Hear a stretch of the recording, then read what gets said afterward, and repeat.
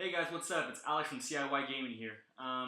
Today we're painting a Game Boy Color for the retro feature. If you haven't checked out his channel, go check it out. He has a lot of cool retro Game Boy Color, Game Boy Pockets, refurbishes, repairs, stuff like that. But yeah, I'm going to be going over kind of the process I go through to prep and paint for a Game Boy Color. Kind of go over a little bit about the tools that I use. I'm not a professional, so if you guys have any suggestions or things that you guys might do that might be better, let me know, and I'm open to trying them. But yeah, let's get into it.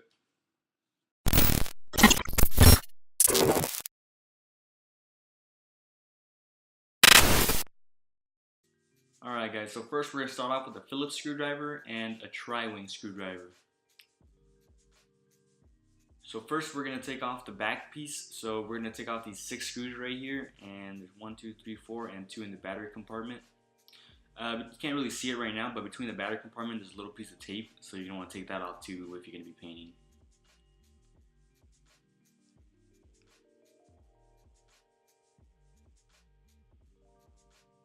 Alright, so after you take these off, go ahead and remove them. I flip it over just to kind of get all the screws out of there. Move that to the side.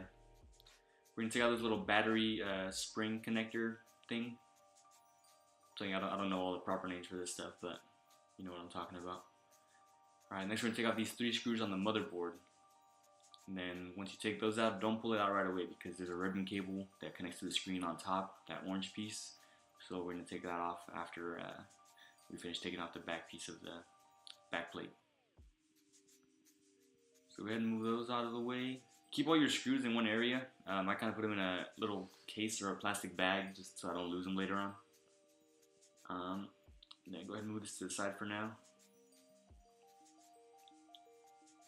Alright, next we're going to move these 4 screws. These are Phillips heads, so you can switch over to the Phillips head.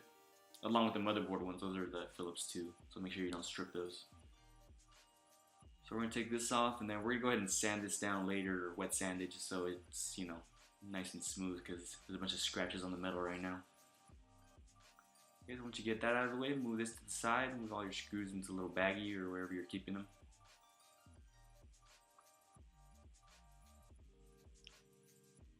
Alright, next we're going to take off the screen. So to take off the screen, you're going to move these 2 little black tabs up.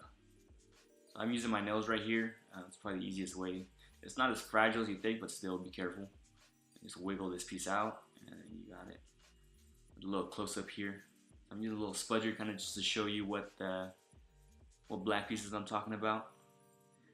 I do both my fingers because when you do one at a time, the other one tends to kind of spring back to where it was. So you'll see me here kind of pushing it back and forth and going back and doing the other one. But yeah, this is really just a close-up. I use my nails when I do it. And then you can go ahead and just kind of grip the ribbon cable from the sides and wiggle it out. It's actually pretty cool seeing all the stuff up close. Alright, so move that motherboard to the side. You're going to want to move this somewhere where you're not going to touch it for the rest of the time, because you don't want to get it wet or get paint anywhere when you're cleaning the plastic up on these cases. So go ahead and remove all the buttons. Forgot to take out these little things. We're going to clean all this stuff right now with rubbing alcohol and dish soap and warm water. You don't want it too hot because then you're going to melt the plastic and it's going to warp all over the place. Yeah, here's all the gunk and hair and stuff. These weren't too bad, but you already have it apart, so might as well clean everything. Alright, so we're going to take off the screen next. So yeah, to take off the screen, we're not gonna replace that lens on the front. We are gonna replace the lens on the front with a glass one. It's it's less scratch prone. And this is the ice cube tray method that I'm using here. I learned this from the retro future. You pretty much just twist it back and forth, and you hear some cracking, and you just pull it up from one end. Make sure not to touch the screen. I mean, you can clean it later, but if you don't touch it at all, then it's better for everybody. Alright, so there's a screen, nice and clean. I like to put that face down with microfiber. Next, we're going to take out the lens. Take out the lens. I tried this approach, but that didn't work too well. You don't want to scratch anything, but I put it in here. Be careful with your fingers. That went through a lot easier than I thought it would. And then you just kind of push it forward with your other fingers. And eventually it'll just kind of snap off slowly. I mean, it won't snap, but it'll pull off from the glue. I clean it twice just because of all the residue from the glue. Usually you're supposed to just sand and then clean afterwards. But I'm showing you these little pieces right here because these always tend to fall out when you're taking this apart, so make sure not to lose them. It's the thermal sensor thing and the on-off switch. So these are the pieces you should have, including your buttons and the little connectors. That should all be in your bag. Alright, next we're going to sand it, and you're going to want to clean off all this residue with some alcohol and a Q-tip, just because it's going to ruin your sandpaper if you try to sand off the glue. So yeah, go ahead and sand everything. These come with like some kind of clear coat that protects the paint. So if you try to paint onto that, it's not going to really stick well. It's going to scratch really easily. So I'm kind of scratching. I'm paying extra attention to the parts that are going to get the most movement. So the battery cover, the on-off switch area, and you know where your fingerprints are, the battery inside. And then, you know, once we're all done with this, we're gonna go ahead and clean them. So just a lot of sanding. Alright, so this is just warm water, some rubbing alcohol, and some dish soap. You're gonna let it soak in there for like 5 minutes and then just scrub it down with a toothbrush. So I'm kind of getting in all the crevices of the speaker and all that stuff, and just let it dry really well before you paint it. So I use these alligator clips to just hold them while I'm painting them. It's better than using your fingers. Also put on gloves and a mask before you paint.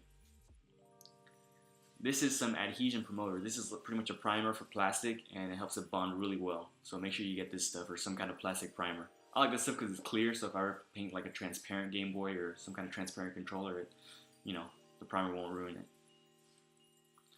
I do 2 coats of this. I do a light coat at first, and then I do a heavier coat just to kind of coat everything. It gives it like a matte kind of finish, so go ahead and coat all your plastic pieces.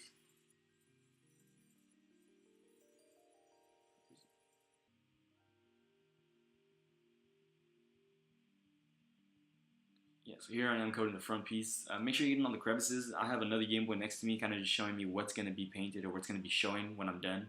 So I'm painting everything that I think will be seen during when it's completed.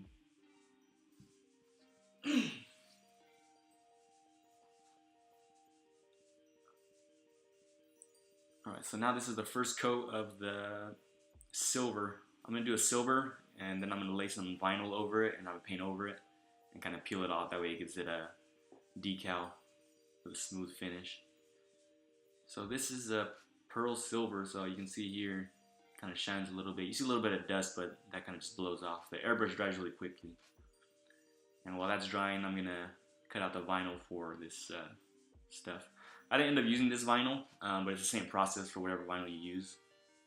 So you're going to go ahead and just put it on, stick it on there and peel it off, and then just paint over it.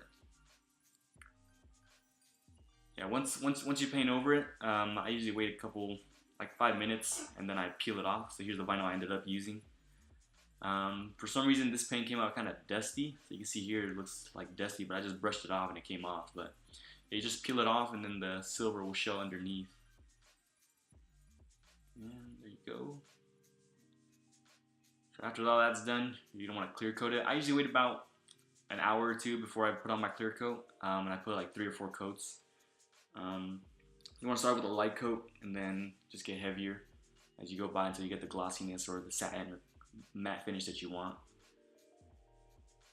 Here I'm adding some polish, just kind of polishing off all the Game Boy, making sure it's shiny, show you all the glitter inside of it. And then next we're going to reassemble it. So kind of zoom in so you can see. Yeah, it's kind of hard to get this camera to focus, but here's a better one of the back. Alright, so next we're going to put on the screen. I got this screen from Rose Color Gaming, and then I just put that decal on the top part of it. TRF is the retro feature. Next we're going to go ahead and wet sand this, or I kind of just put some called New Finish, so some kind of car polishing compound, and I can just rub it back and forth on some, like, I think this is 5,000 grit or 3,000 grit sandpaper. I mean, it didn't come out too great, but you know, only the top part is going to show really, so I just focused on that. Alright, we're going to put this battery cover back in. Get some batteries in there later. And then put this back piece in. Before using it, I kind of wait for the paint to fully cure. Usually like I like to wait a week and a half just before I use any of the stuff I paint, just because I don't want the paint kind of getting any thumbprints since it's fresh and stuff like that.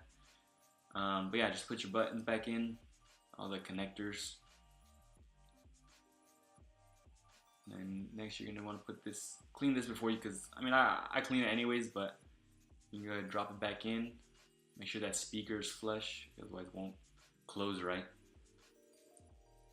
Then we'll put those 3 screws back in and clip the screen back in. The LCD, I mean.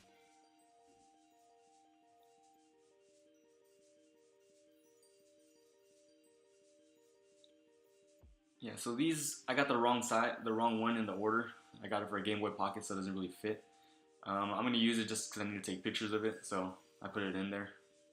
Here we go, just button everything back up.